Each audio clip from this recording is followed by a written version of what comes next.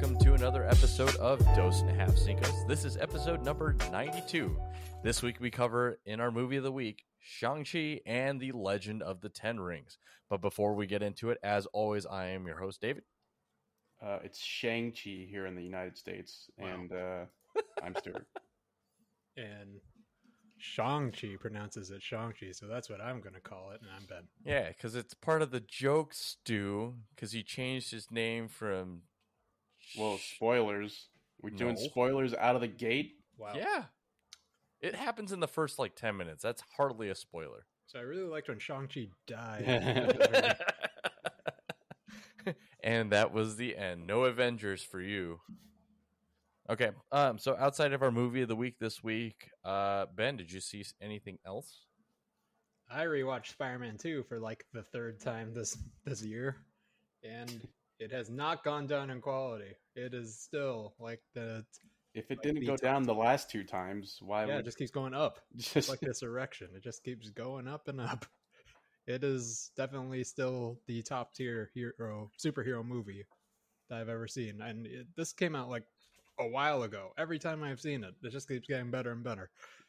Now, which one's that? Which one's the villain in that one? Doc Ock. Okay. Which, another top tier superhero villain. And I do want to come back to this movie a little bit when we get into our movie of the week. But yeah, I think it was a good watch still. I'll watch it again. You know what? Fuck it. I'm going to watch it again today. Fuck you, Stuart. I'm going to watch it. I didn't say anything. I don't care. Fuck you. What about you, Stu? Well, just chugging my way through Sopranos. Trying to get... Because the movie's coming out, right? It's not already out? Yeah, it's coming. Okay, yeah. So I want to get through that before see the movie. So far, I am probably... If there's only 6 seasons, I'm probably about halfway through. Oh, wow. You are really plowing through those. Yeah, staying up way too late. And, this is what happens when I start watching shows. It's like, it's 1 o'clock. You just watch one more episode. Yeah, I can go to bed by 2. It's fine. And then, the episode's only 52 minutes. I'll be asleep before 1:59, and then at the end of the episode, it's like, well, I kind of got to see what happens next. So. You get caught. That's exactly what happened with me with Walking Dead. Wherever I would watch the second to last episode, be like, all right, that means I at least have to watch the season premiere for the next season, right? And it's just like, well, 1 episode turned into 4 because 1 would be interesting, and then 2 would be like, oh, I probably could have waited till the next day to watch that instead.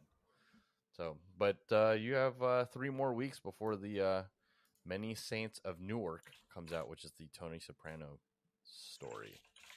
October 1st is the release date. Oh, is it like a prequel? To The Sopranos? Yes. Yeah. I'm just assuming because James Gandolfini has passed away. Yeah, it's actually his son that plays him. Which is cool. Really? Yeah. It's like Biggie Smalls in Notorious. It's like his son played him as a children. Yep. Okay. What have you been watching, David? This weekend, I actually watched Clickbait, all 8 episodes. It's a Netflix-only series that came out. I will say this.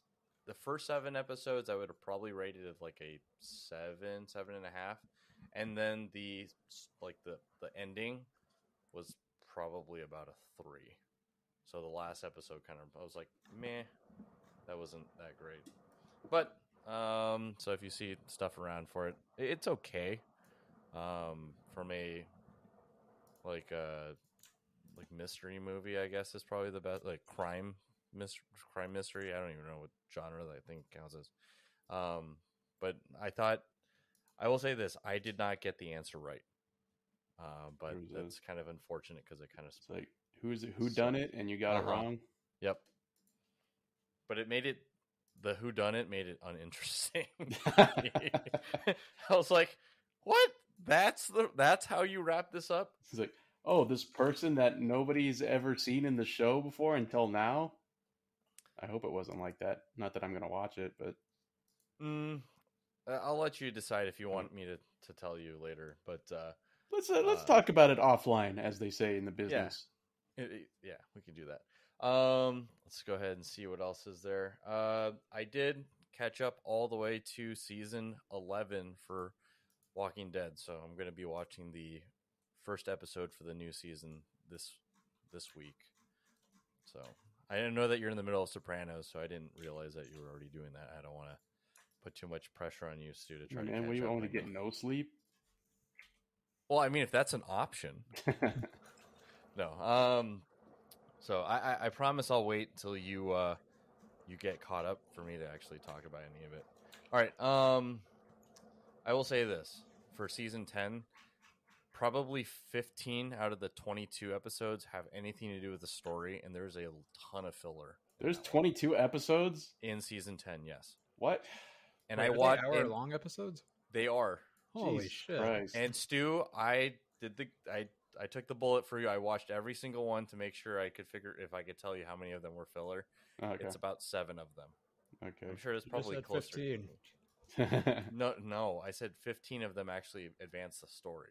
Oh, so there's 7. 7 of them are 7, and Relevant. then 7.5. Sure. About 8 of them are probably about filler. what happened to the other 5? What are you talking about?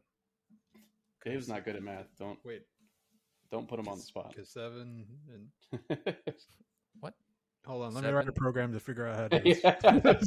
No, wait. Add 15 advance the story. 7 of them, or maybe 8. Hold on, shut up. I'm trying to think how to write this. Okay. Oh my god! All right, Well, we have forward. to account for the max integer length. Yeah. Hang on, I got like 35 errors. Compiling. Hey, Episode anytime I of ran Nickel into a Thumbs Card. compiling error, I just would be like, all right, I guess I'm starting this whole thing over. I'm not figuring out any bug. Screw this. David, just comment out the problem part of the code. This is the reason why I'd never turned it, and that's why I never became a coder. I would always start projects all over again. I was like, nope, not doing this. Nope, it's wasted. Yep. Gotta it's buy done. a new computer. Yeah.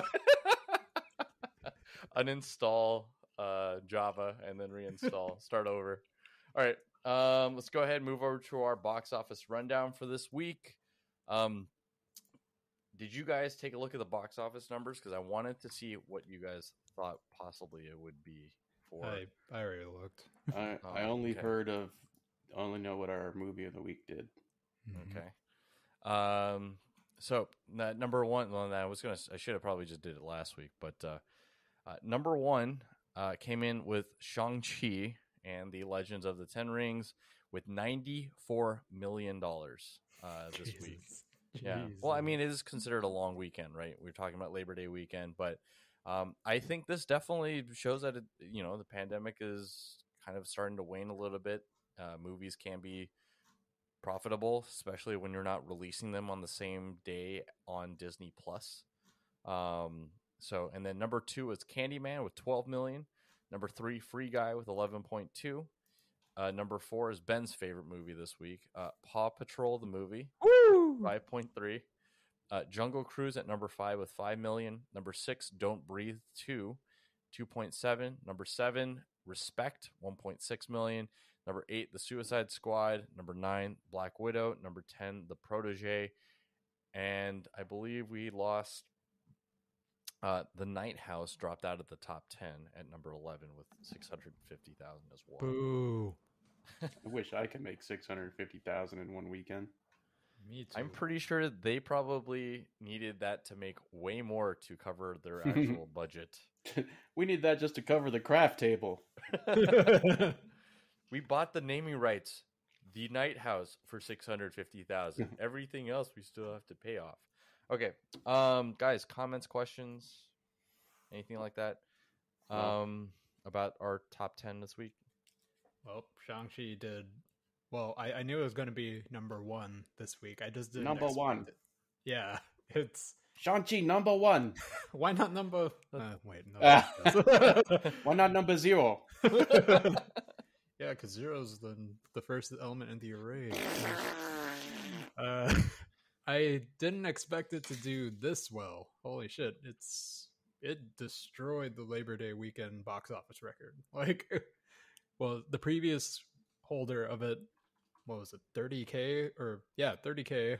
No, 30 million. Sorry, $30,000. $30,000. Who do you think you got? Halloween? No, yeah, Halloween. I don't The know why original this one The came out in 2007.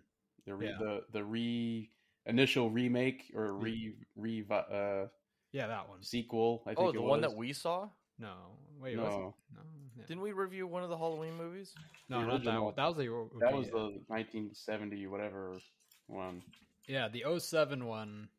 07 was like it was a sequel with like the same characters. I think like LL Cool J was in it.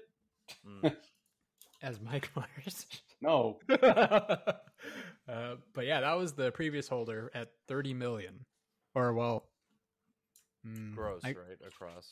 Well, total That's gross. Sorry, the the gross was US. 30 million. Total gross was 58. Yeah. So this one, yeah, Shang-Chi. Holy shit! During a pandemic, went above it by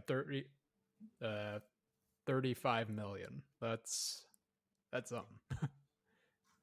I was gonna bring back a segment I haven't had in a while, where it was because we haven't had theaters really kind of at this kind of capacity lately. So who sat next? Sat next to Stu. Well, luckily nobody this time. Really? But I did have to select. I saw what was going to happen, and I selected my seat in an undesirable location, and luckily nobody else picked that area. Basically, like the front section of seats.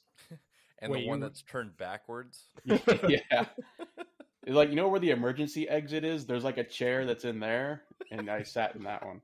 Wait, are you serious? No, no, I sat in like the front, like the front section of seats before you go up the stairs, like those. You know what I mean? You were sitting in a different theater. Anyways, I had my ear to the wall. I'm not gonna explain. I'm not gonna keep explaining this and drawing you a schematic, Ben. But it wasn't that anyone sat next to me, thankfully. Although there were people in my row, but they were sufficiently distanced from me to not bother me. But just from having so many people in the theater, there was a greater chance of someone being a dick. And there was two people. Well, one was a child who basically was providing commentary on everything that was happening, like in full volume. Wow. And then his mom was like, and then three people. So his mom, I think, was also like reading the subtitles to him at full volume. Wait, you're watching with subtitles? No, idiot. The parts that were in Chinese. What, did you go to a Chinese only theater to listen to it in Chinese dub? No, I just listened to it, Stu, without any subtitles. And I don't know Chinese, so I just made up the words. I made up what was being discussed. Yeah, so wait, can why someone is he explain the ordering movie? 16 Mushu porks? What's your favorite Korean fried chicken, Shang-Chi? Oh, I like Chicken Plus, but they used to be love letter. So there was I'll count those as one person since it was a minor involved. Number two. Yeah. The other person was like, I guess, a handicapped person in a wheelchair. But because I'm in like that front row, I'm like in between the front row seats, and then there's like the handicapped seats, and then the rest of the seats that go up the stairs. Right.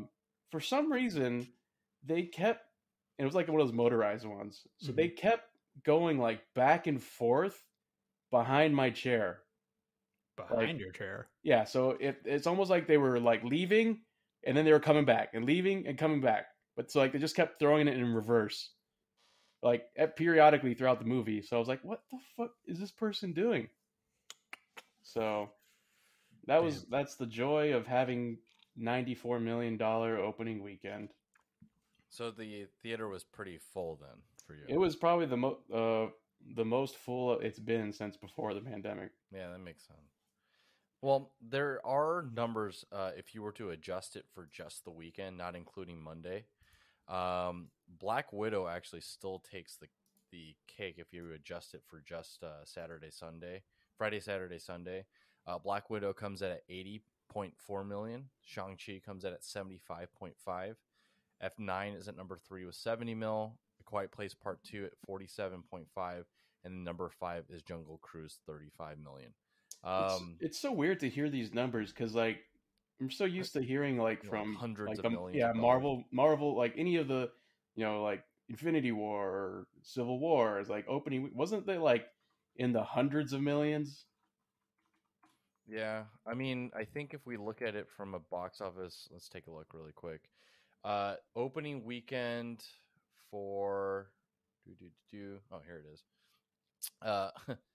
Opening weekend for Endgame was 357 million. This is global. I didn't see a way to be able to do this by domestic. Avengers Infinity War was 257. Marvel's Avengers was 207. Black Panther was 202. Avengers Age of Ultron 191. Captain America Civil War 179. Iron Man 3 with 174. You would need to go. That's like 173 million too many. Yeah. So it's kind of interesting. Just like, yeah. Looking at for adjusted gross, it's quite a bit. But they still have a ways to go before they can reach their $150 million production budget. Minimum. Yeah. Wow. Avengers Endgame ended up grossing after its run was $858 million after their $400 million budget. That's crazy. But yeah, so we have a couple other movies that are coming up pretty soon. I think they were looking at Shang-Chi as the kind of like the barometer to see if they should release Eternals based on what you guys saw. What do you think? Yes or no? Yes. What do you mean? Like release it as opposed to stream it? They were thinking about pushing it to next year. Oh. Or maybe yeah, I mean, closer to like Christmas. I don't really care one way or the other. Although I will say this, the preview I seeing and when we saw this movie got me a little more interested in it, even because I had very kind of low interest in it. Mainly because it showed like this big looming scary thing, and I tend to like things that have that. So, but I'm sure it'll just let me down. But it's Cthulhu. It's Cthulhu. Oh no, it's Azathoth. Okay, so some other movie news, I guess, sprinkle in here. Harry Potter and the Sorcerer's Stone was released 20 years ago. Yikes. In 2001. I know, dating people. And I still haven't watched it. Okay, and then I have a couple of questions for you guys. I know that I started this segment last week, and I'm bringing it back this week. Your interest level from a scale of 1 to 10.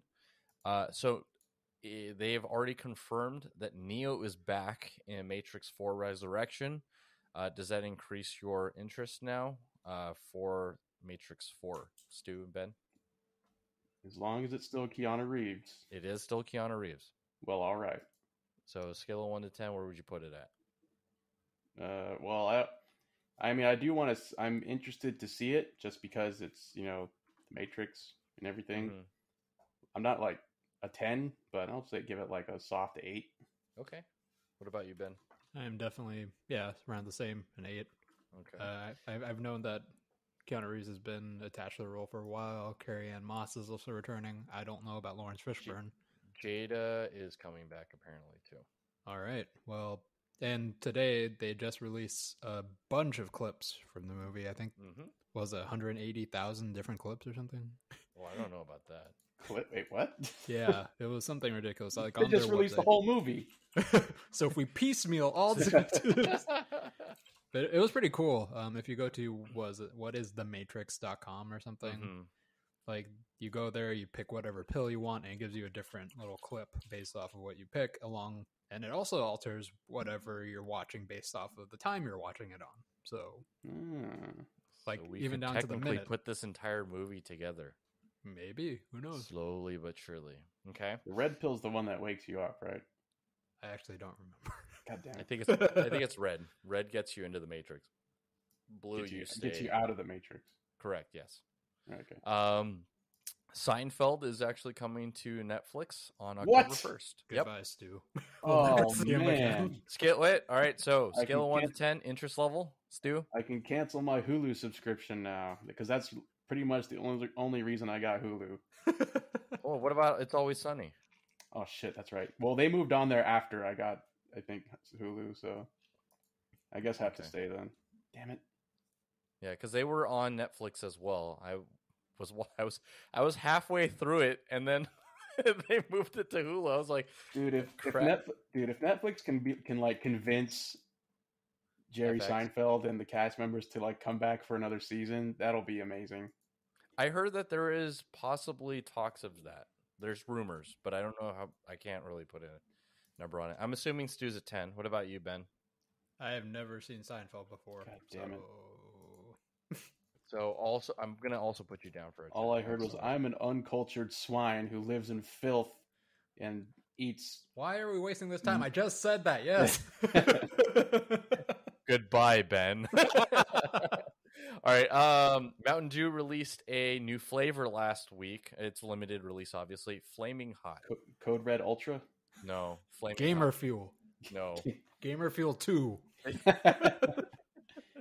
So I'm gonna go put you guys both down for a 1 for this one. Clearly. What's it called? Flaming Hot. Like Like as Cheetos? Yes. Disgusting. What the fuck? All right, 1 it is. Ben. 2. All right. Excellent. All right. So I've heard a lot of stuff about Dune in the last couple weeks or so. I know, Ben, you're pretty much at a 10 now, right? For Yeah, Dune. I've been Okay. at a 10, yeah. Stu, have you gotten a chance to see any of the like articles that are written about Dune? No, I'm going into it blind, other Okay, than so- trying to read the book. Damn, what a Okay. Chad. All right, so I'm gonna put Stu also at a 10 for the book. It was better than that. I'm just kidding. All right, My only challenge is getting myself to read. That's the only challenge. Audio I book. am on chapter 3. I keep pushing myself. I'm like, I gotta catch up to Stu. Stu, where are you at? I'm not in chapter 3, so you've already caught up. Oh dang! Just audio book it, man. Dune as narrated by Gilbert Gottfried. Come on. Why? That was pretty good. I just Why wanted to is hear it first. damn? It gets everywhere. No, it's got to be Gilbert Gottfried voicing Iago, reading Dune. But Gilbert Gottfried was just speaking his normal voice. Yeah. No, but then when he can't read a name, he just uses the word Jafar. Just gonna skip over this because I don't know the name. All right, and then the last piece of news that came out that I did not even know today. I'm hoping that Ben's probably can tell me a little bit more. Netflix is going to be releasing a live-action version of Cowboy Bebop with Bobby Lee John Cho. Yep. Bobby Lee John Cho. Well, just not to be Bobby clear, Lee. it is just John Cho. Damn Bobby it. Lee is not in it. Bobby Lee can be Ed. Well, they haven't even confirmed if Ed's going to be even in the first season of this. They're doing one season. Wait, it's a series? I thought it was a movie. 10. No, No. it's a series. 10, Oh. 10 episode first season. Oh. Well, Stu, based on that level of interest, where would you be at? How much? I mean, I still need to watch the animated movie because I already watched this. I watched the series a year or so ago. And Where then did you watch it at? shoot, was it? Crunchyroll? Is that It Netflix? was either Crunchyroll. No, it was. I Adult think it was Swim. on Hulu. Was it Hulu? Yeah, Why is everything that I want to watch on Hulu? I know, right? That's why I had to get it because it was like, oh, Seinfeld. Okay. What about so Stu, interest level for this one? I'll give it a 9, I guess. Okay. Oh, so having John Cho in this makes it more interesting. Actually, apparently he didn't even know what this TV show was. What anime? That shit's for weebs. Exactly. It's I'm pretty true. sure that's what he said. Ben, what about you? How does John Cho fit in this, and what's your interest level for this? Hot or not?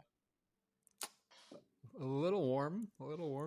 I would say my interest level is probably at around a 7. It's a little Alright, more so than Ben's like, interest neutral. level is moist. Moist, Yeah, very, it's very damp. moist. Maybe It's damp. made me very moist.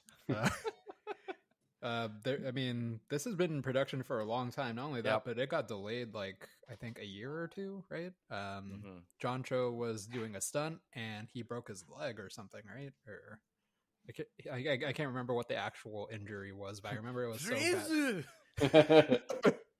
Cowboy Bebop, and then he fell. Yeah, that's exactly what happened. Oh, hamburger. When I saw his name, I couldn't help it. I went back to go find the Mad TV skit. Okay, all right. So that does it for. I need a better name for that. Well, come up with one. It's been 2 weeks. Hot or not? No. No, you're Come asking up- us to put a number on a scale. Like what Yeah. is this? Way station. How fat I don't is know. this? Why don't you just ask us if it's hot or not instead I'll of those probably numbers? just do that next week. All right, next week we'll do. Then hot you or could call it hot or not. Something more Asian though. not. Hot or not. No, like the what's like I don't know what's the Chinese word for spicy or something. La. La or na. I'll think about it. Hopefully I'll have something for next week. All right. Let's go ahead and move over to our movie of the week this week. Shang-Chi and the Legend of the Ten Rings, or if you're in America listening to this, which you probably are, because there's only 4 people listening to it. We have a pretty big following in Shang-Chi the Middle East. and the Legend of the Ten Rings. Did you say All right, Ben, 10 go. rings? Martial arts master Shang-Chi confronts the past he thought he left behind when he's drawn into the web of the mysterious Ten Rings organization. Is that it? Yeah, that's it. Oh, What? did you Yeah, just that's- read that up from IMDb? Yeah, that's the official synopsis. I thought that's what you wanted. Oh, Wait, what did you want? I don't know. I mean, That was like a D minus or an F. Did you just say IMDb gets an F? Is that what you're saying, David? Yes. Ben, you do better. Why no did- A? Wait, me. You're grading IMDb. You're not grading me. Why you plagiarize?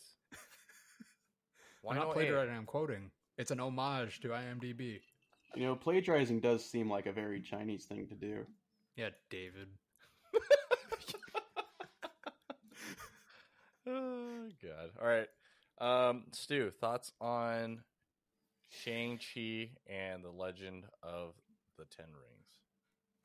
Okay. Well, let's see. My thoughts on this movie that I definitely saw.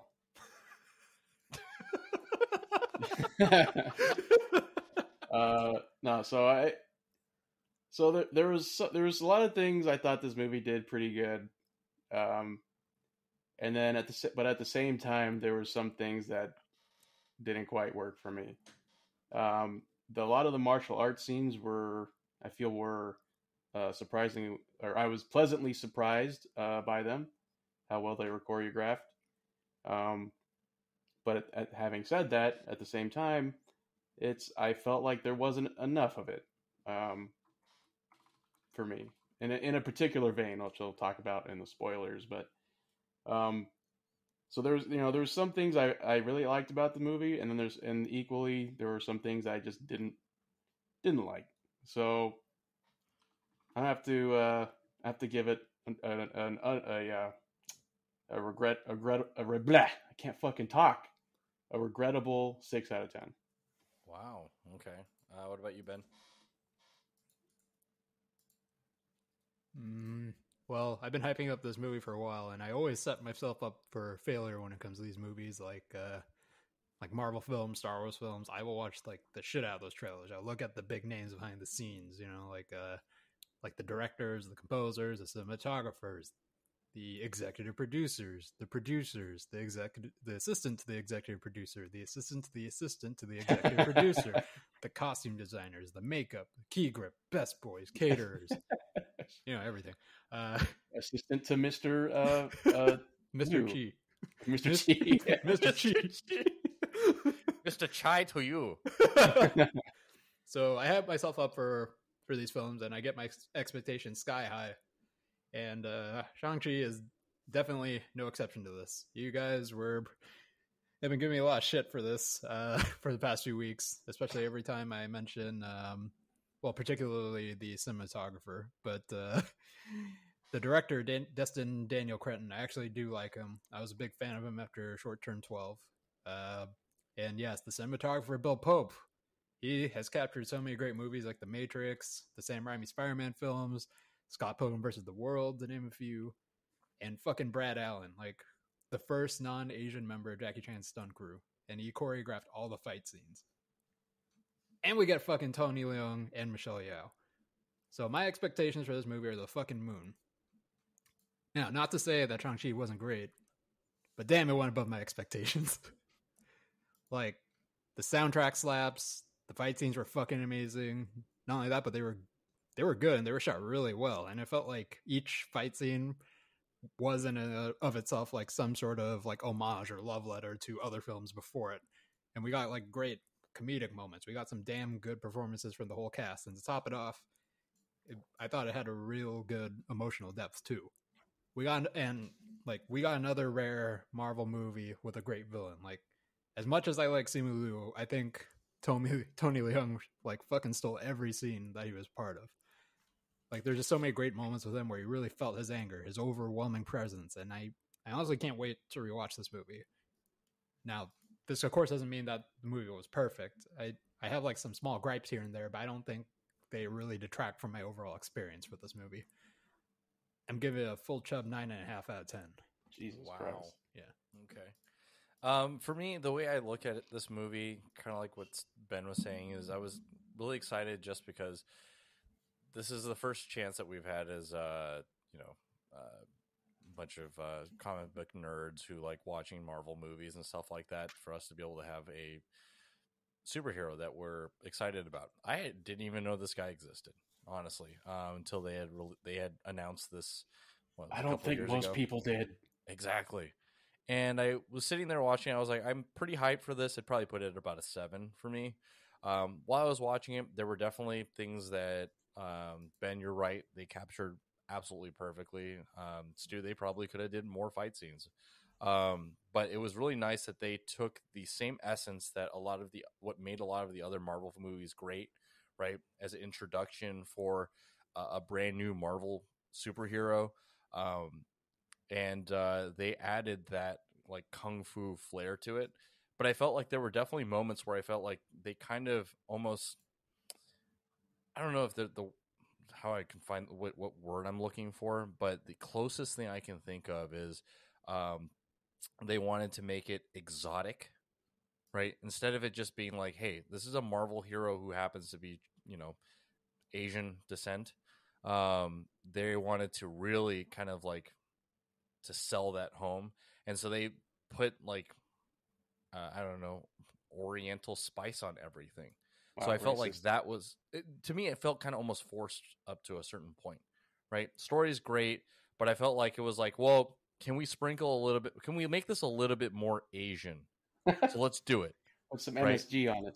Yeah, kind of like that, right? It's like, well, it's not true Chinese unless we paint everything with red. It's not true Chinese if it doesn't have like these like jade sculpture thing. I'm just like, I kind of understand, but also at the same time, they really hammered that home. But I will agree with you. I really like the soundtrack a lot. I'm not 100%. Is Anderson .Paak half Asian? I think so. Okay, because I remember something about like the soundtrack was, I was like, dang, this is kind of like what they did with Black Panther.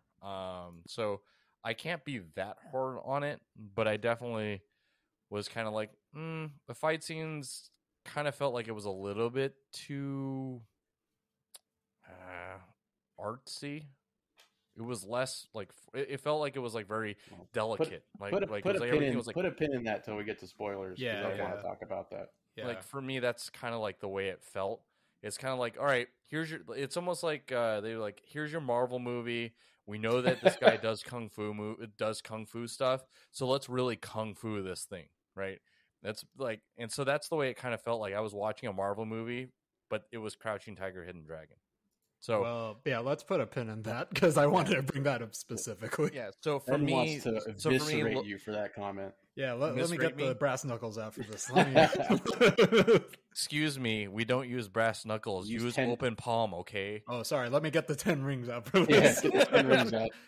So for me, I felt like it was a little bit much. So originally, if I was just looking at it from a story point of view and kind of does it check a lot of the boxes? Yeah, I would have given it probably a 9. But the fact that I felt like a little bit, some of it was just kind of missing, or something felt off, but everything else, if you were including everything, I'd probably give it about a 7. Overall, just kind of looking at everything. But I'm really appreciative of the fact that we were able to get one. But I felt based on like the social kind of purveying, just landscape that we're in currently, it seems to me that the timing of this is a little bit suspect, right? It's not like they were like, oh, 10 years down the road, they were like, all right, we have to introduce this guy because he's pivotal to what we're planning on doing with the phase 4 for the Marvel universe, right? I'm like, this is definitely like, I don't know, it almost feels like pandering, or panda Panda-ring? pandering. Panda-ring? But no, it's still a good movie. For the most part, I definitely want to see it again to see if it might, the way I feel about it changes at all. But for right now, based on all the factors, withstanding, probably about a 7 for me. I must not have been paying attention because both of you remarked on the soundtrack. I can't recall a single. I can't recall a single piece of music outside of like the Kung Fu soundtrack, but everything else was really good. Like I thought the soundtrack slapped, except for like I must not have been paying attention. No, you're wondering. It's like, where's the Panda Express product promo? It was I was too busy listening to the sound of an electric wheelchair. Maybe that's what she was doing. The soundtrack was so good, she had to add her own beat to it. Yeah. You know what this needs? Some electric gear noises, and then the kid giving the play-by-play of every. Oh, that did annoy me. Shang-Chi, he comes down here, boom, and then he moves over here. Fumble! And dude, if John Madden were to I wouldn't even be mad. Dude, the lady behind me kept asking questions. She goes, "Is that his uncle?" I was like, "Are you trying to say all of them look alike?" My uncle. Get out of here. Is that his mom? Is everyone their uncle in China? Exactly. Everybody's uncle. Uncle. Jackie. So, yeah. So I think we got to go into spoilers now at this point. I gotta find out why Ben and I feel so differently about the same thing. Hey guys, anything else you guys want to talk about before we go ahead and jump over? There was one thing that doesn't really have to do with the movie, but about the box office itself, actually. I should have brought this up in box office. Way to go, idiot. Did you all see Simu Liu's response to the box office weekend? Was it something? Did you make an Asian parent joke? No, he did that a few months ago. Oh, damn it. Was it about his stock photos? Yeah, it was about stock photos. Oh, I didn't see that. It's great. So for those of you who don't know, Simu Liu, when he was starting up his career, he was in a lot of credit card debt, and so he took it upon himself to place himself in a whole bunch of stock photos. So he is actually, just random Asian guy in stock photos. So diverse Asian guy. The first American Asian in stock photo history. No. So his Twitter is a gold mine. Like, he pretty much posted on his Twitter when the box office numbers came out a stock photo of him at a computer pointing at the screen smiling, and he captioned it, "Me laughing at the people who thought we'd flop." Oh, and then Alanis Morissette, "Because I just died from irony. I did a stock photo shoot in 2014, and I used to be an accountant, and it's a QuickBooks accountant book with him on it." And the program for PRC for their college, also stock photo, used him. Wow. Yep. Yeah, that's going to be a gold mine for the next few months, I would assume. I will say I like the fact that he can make fun of himself. Yeah, he definitely likes to do that. So that's kind of cool. But yeah. Self-deprecating humor, A+ for sure. Um, I did have a question. Did Simu Liu do most of the stunts himself? I won't say that he did all the stunts, but he did a lot of them. Not a lot, but not all of them. I doubt that. Well, I will get into the spoilers, but You telling me he didn't ride a dragon? Oops, spoilers. wow. All right, finally, Stu jumped on the. Stu finally pulled a Ben and Dave. Yeah, except I didn't. I'm sure we're already at the spoiler zone. I didn't just. I just Nope, didn't blindside you. Nobody with, hey, agreed. Hey, you Nobody know that agreed guy we from moved over. It's already you know too late. everyone's favorite guy from Shang-Chi? How cliche. Just go to He the rides a spoilers dragon. already. That's fine. All right, spoiler zone. You've been warned. We're entering the spoiler zone. What Yeah. do you mean? 3, 2, We already 1. did it. Yeah, I gave him a soft spoiler to dipping your toes in. Lots of dragon. All right, Ben. What? And Stu. What? Okay, well, so I'll start off with this because we were kind of talking. We all seemed like we were kind of had a thought about Leading. it. Yeah. So with the first fight scene, I was thoroughly impressed. I got very, very strong Jackie Chan vibes, like style fighting from it Mm-hmm. when they're in the bus, and that's kind of what I was referring to when I was saying that I wish I wanted more, because okay. personally for me, like I know because like that's like there's like maybe two or three fights that are like that throughout the movie.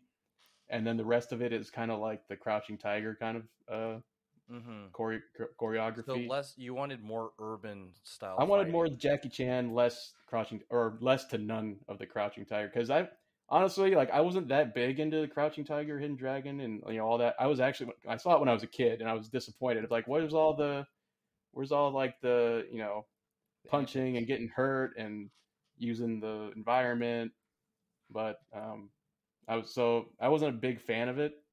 That's probably going to revoke my Asian card. Not that I really had one to begin You have with. half a card. You only got 50% off. Yeah, they can only dock whole points off, and since I only have a half card, they can't. It's not enough for them to. Whenever you buy one, you have to buy 2 bovas to be able to get the one punch, the whole punch. Yeah. So that's what I was referring to. Was I wish there were more scenes like the bus fight and the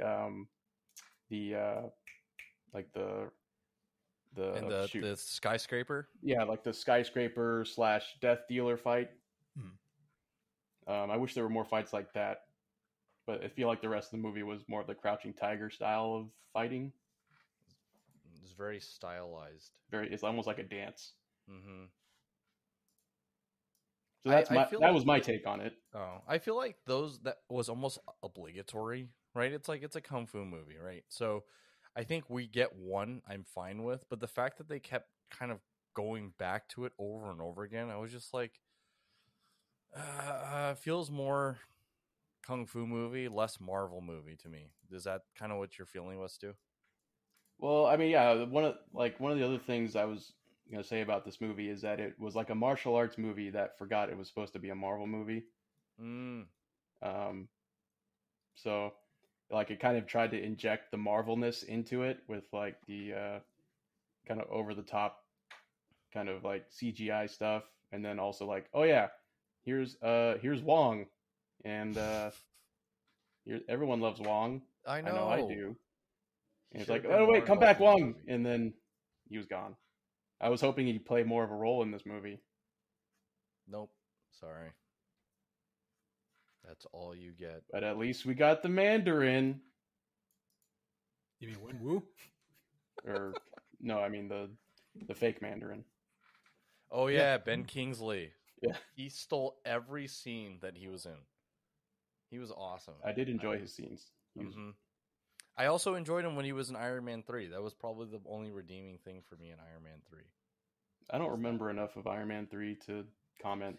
All I know, I rewatched the scene where he finds out who Ben Kingsley is, because like the Mandarin like will send out threats and stuff like that, and then he finds out that he's just this actor, and there's like this really disappointing like Tony Stark who's walking in. So Yeah, it's a funny scene. I'll probably watch Iron Man 3 just to kind of get caught up again to see how that got played out. But that's the one with the street race in Monaco, right, Ben?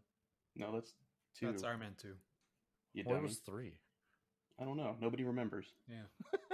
Dumbass. Apparently, it made a lot of money. Well, it's a Marvel movie. Of course it's going to make money. That was like the golden age of Marvel movies. It's true. Phase 3.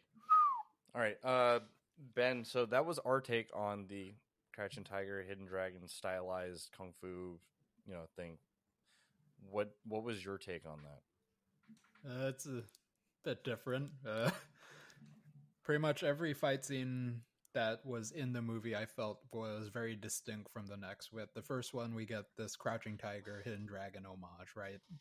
Mm-hmm. It's very, like Stu said, very delicate. People are flying around in the air, all that. I mean, the wire work, everything. It's very reminiscent of Crouching Tiger, Hidden Dragon. And I think it is almost, like you said, obligatory to do that because Michelle Yeoh's in the fucking movie. How the fuck can you not do it with fucking Michelle Yeoh, It's But in her that would have been the contract. greatest joke on the that would have been the greatest punchline is the fact that it's like, well, she's in the movie and they never do it. Well, hang on. Wasn't she also in Super Cop? She was also in Super Cop. Yeah, so she can do both. Yeah, but they did do a Jackie Chan-esque fight scene in the bus, which was I thought was really Not nice. with Michelle Yeoh, though. Yeah, it wasn't with Michelle Yeoh, but it was She still came out of nowhere.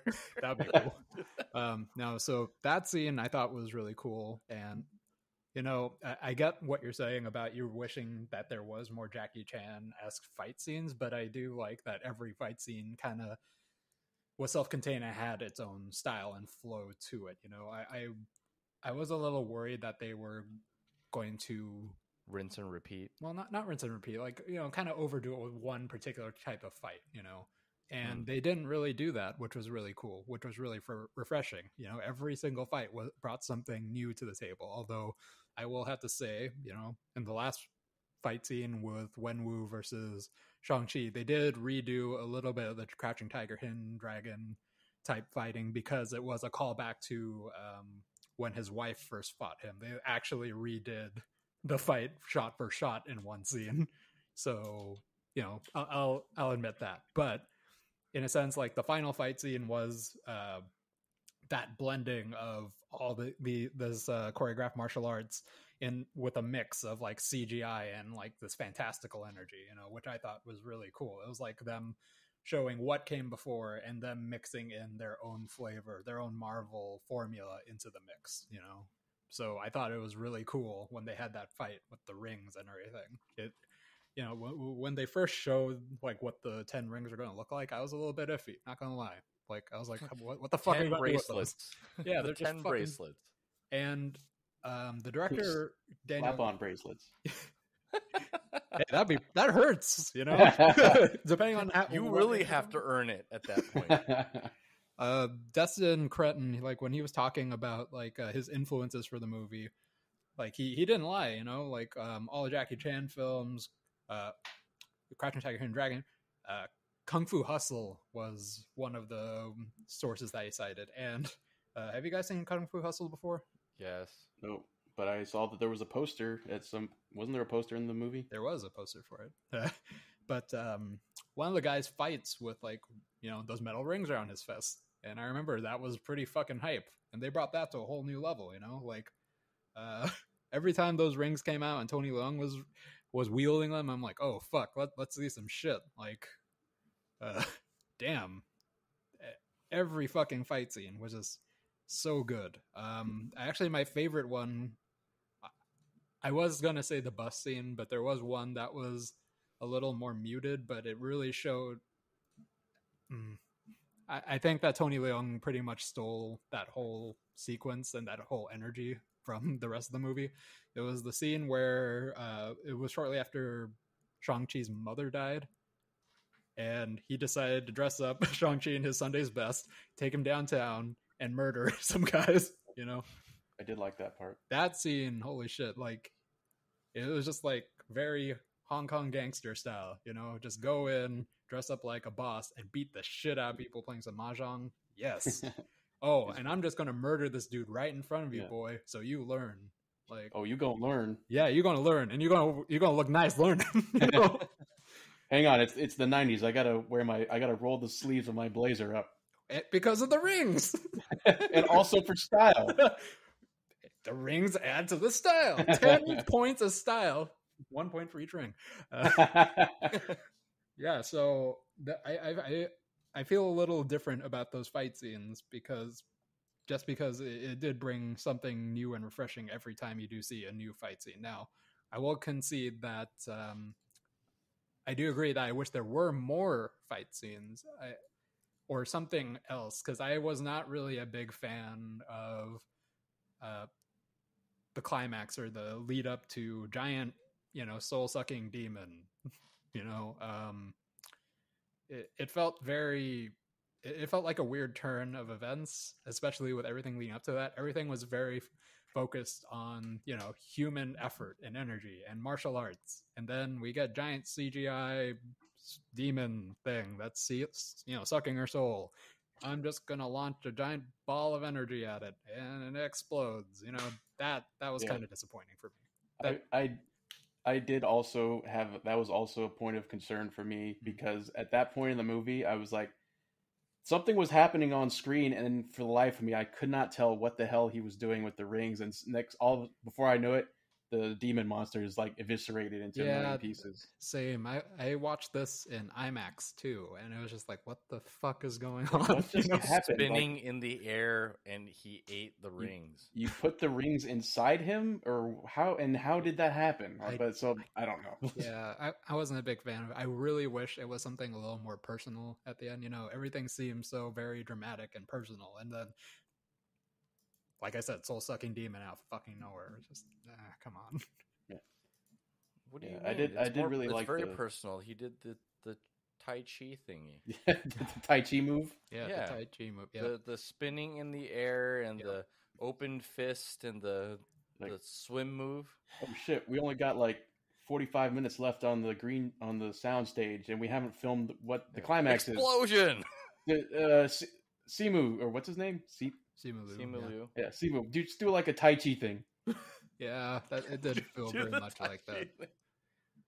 I don't know. I feel like with the time they took with that giant demon thing, they could have done other things. Like, one of the other points of contention I had with the film was I felt the beginning of the film was a little bit rushed. The pacing was a little bit off. I wish they spent a little more time exploring like what Simu's life or Shang-Chi's life was as a normal person. Just living in SF. Like, they try to make such a big deal that he's a oh, look at me, I actually do know martial arts, but it was like already 5 minutes into the movie. It was only 5 minutes into the movie.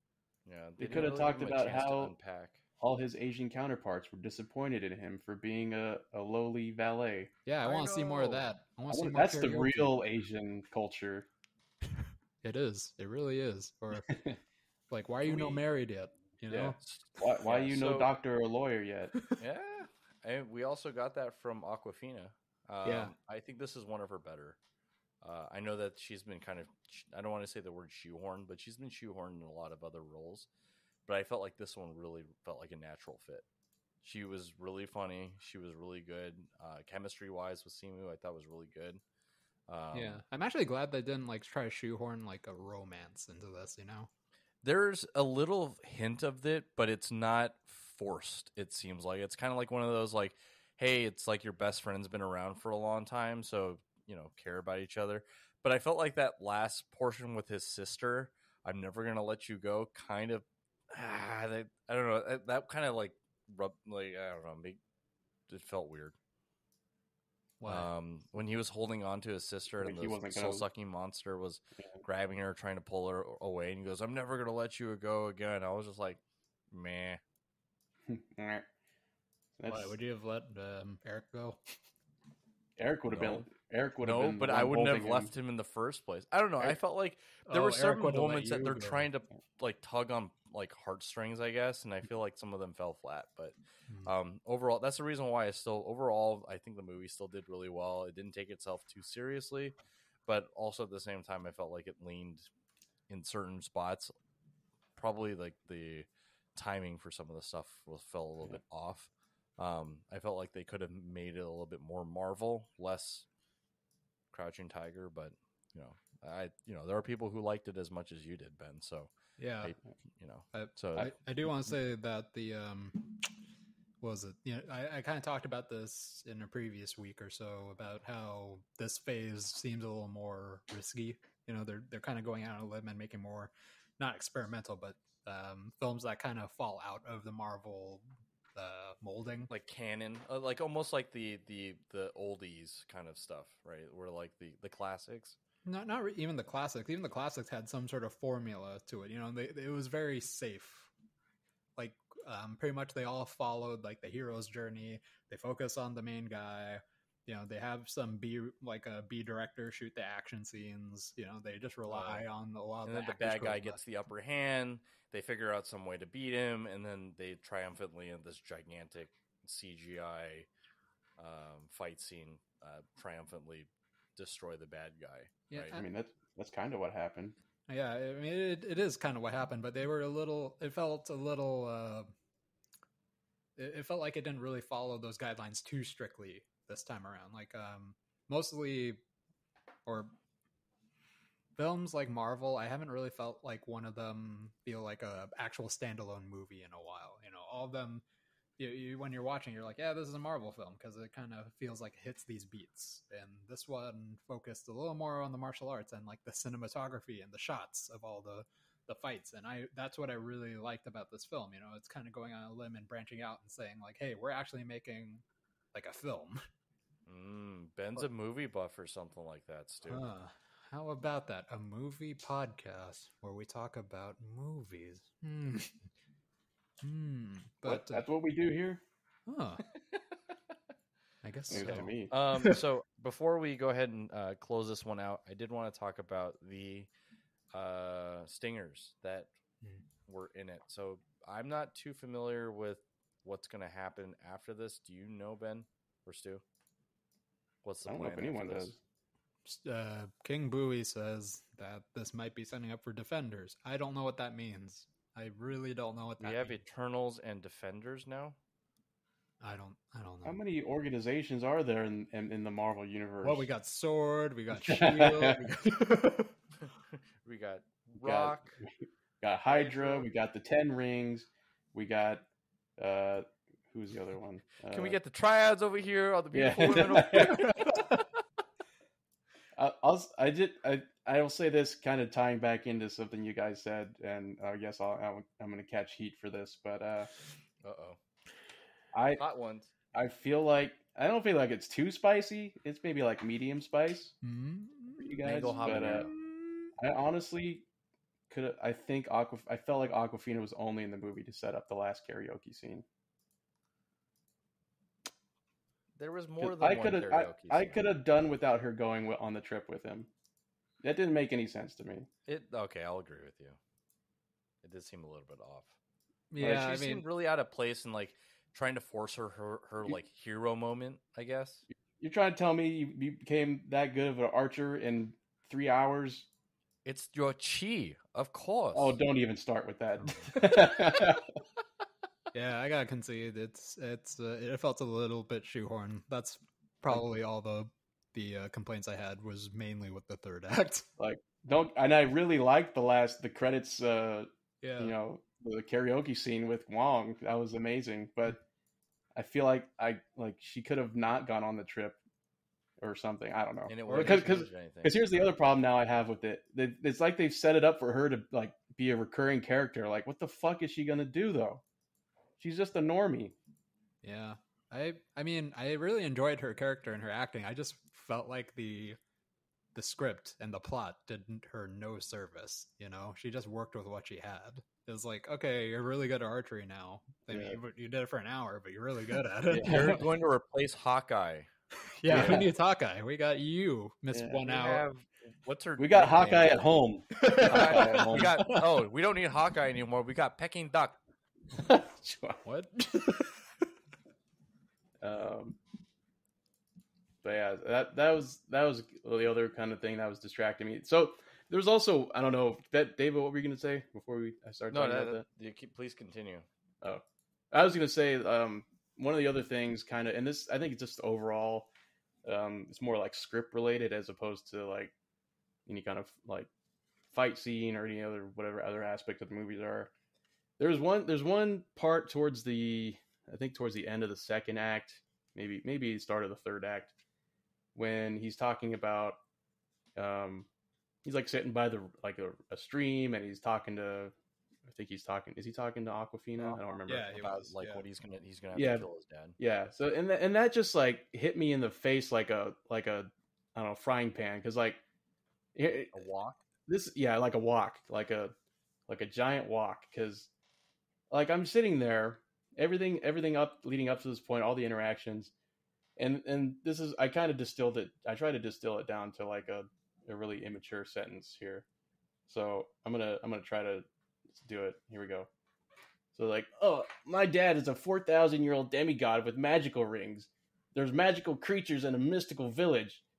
But him thinking that mom is still alive somewhere is completely absurd, to the point that I'm going to kill him over it. That part, like the whole thing where he's like, I'm going to kill him. It's just like, what? Dude, there's so much going on in this world that you've just been like kind of just dropped in your lap, and you're just going to discount. I mean, obviously we're the audience. We know that's not the case, but like, you're just going to discount the possibility that your mom was still alive somewhere. Like, and you're going to kill him over it. So I just thought that part like hit me, it rubbed me the wrong way. Yeah, because it's like, dude, that guy has seen everything. This guy's been living longer than most people live in their lifetime. So why would you? I could see that. Yeah, I could see that too. I think like when I first saw the scene, I actually did like that the way that Simu Liu actually acted out that scene, but when you actually explain it that way, it does seem a little ridiculous. And again, it has nothing to do with the acting. Acting is great. No, yeah, I thought like the way that he emoted that, I have to kill him. Like, I thought it hit me pretty hard in a different way. But when you're thinking about it in the sense that like, well, there could be something like plot wise, it's just like, well, like you're just gonna take what this lady that you just met like in this weird other dimension at face value, you know? It's like, you're in, dude. You are in a different dimension right now. Everything you thought was possible out the window. Yeah, what if she's lying? Yeah. There are fucking like lion fucking, what are they? What were they? Fucking lion, like they're like lion dragons or something. Lion pieces of shit. Ligans. Like, stupid dad, you don't know anything. That's so stupid, Dad. People can't be alive after they die, as they're fucking wielding like magical weapons and they're fucking in a different dimension, dude. Yeah, and there's an animal that doesn't even have a face with wings. Yeah. So that part like notably like hit me in the face, where I was like, "What? Like, come on, writers." But I don't know. I guess they just needed the climactic battle to happen. At least we know that even in Marvel, Asian parents just all their children are always going to be disappointed. Never good enough. Yeah, it's always going to be that way. At least they got that right. They could have poured it on a little more heavy, but yeah. I think it would have probably made it a little bit more funny for Asian people. Like, oh yeah, that's totally true. Meanwhile, everyone's like, oh my god, that's so racist. Yeah, everybody's like, man, I don't know if we can say that. And be like, dude, pour it on, please. Dude, it's give me more. Dude, you open the grandma opens the door and she's like, come in for kanji. And I was like, what the? I want that. All right, I want some kanji. Yeah. So anything else, guys? Oh, that's what probably should have been featured more. Kanji? Some food. Yeah. I think, if they cut out that stupid demon at the end, we could have had time for more food, all right? We could have been at dim sum at the end when Vaughn came. Dude, that's what they should have done. Screw the karaoke scene. No, right? The karaoke scene was good, man. What if it was a dim sum karaoke bar? Oh, see? Penny. Welcome to Dos and a Half Cincos. Would you like to get your booth? Here's your shumai and your book for all of your song choices. Wow. Sounds good. I think that the 10 rings will be revealed to be adamantium eventually. Oh, is that what they were talking about? Because I thought adamantium was vibranium developed, but though, like I don't know, because we're in a completely different universe where the X-Men don't exist or anything, and that's true. Apparently, vibranium is the strongest thing, so they could retcon it.